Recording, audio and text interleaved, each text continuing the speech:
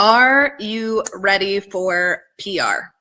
It is a question I get a lot. People want to know, when is the right time for them to start pursuing publicity opportunities? Have they been in business long enough? Have they made enough money? What kind of case studies do they need to have? I get these kind of questions all the time from folks who are thinking about working with me. And the answer is actually really simple. You are ready.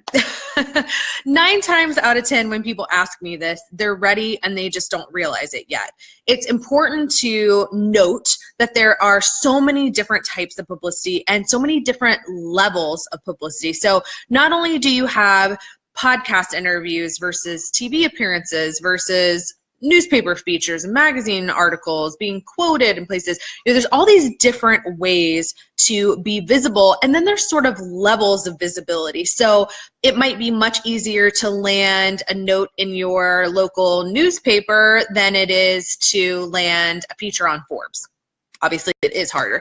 So there's these different levels of publicity as well. And what I find with entrepreneurs, especially service-based entrepreneurs, is that they think they have to have hit some sort of milestone. They have to have been in business or for a certain amount of time, or had a certain number of clients, made a certain amount of money, have these, like huge case studies that they can share, when in reality, you don't need any of that. I've never had an editor or a producer or any of those other gatekeepers that I pitch my clients to say, well, how long has she been in business? Well, how much money did she make last year? Unless we're pitching a story that is about your growth, then they might ask for financial data, but there's no requirement, no base level where I can tell you, yes, you need to have been in business for a year and hit 6 figures and had at least a dozen clients, and you're going to need a really strong case study.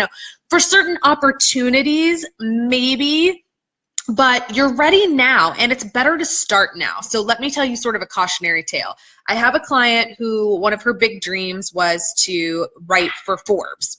And when we pitched Forbes, she had been in business several years. She was on track to do $1 million this year. She had, everything you would think you would need to have to be able to land an opportunity like that. And when we went to Forbes, they wanted links, which we would call clips. They wanted 3 clips from where my client had written in other places.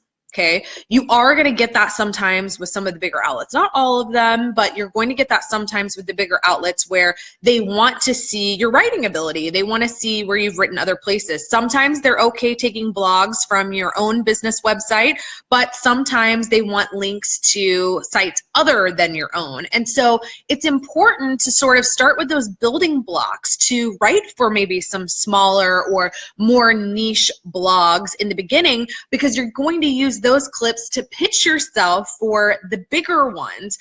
You can use a guest blog in one place to pitch yourself for a much bigger feature in another place. You can use, a podcast interview on a smaller podcast to go after some bigger ones.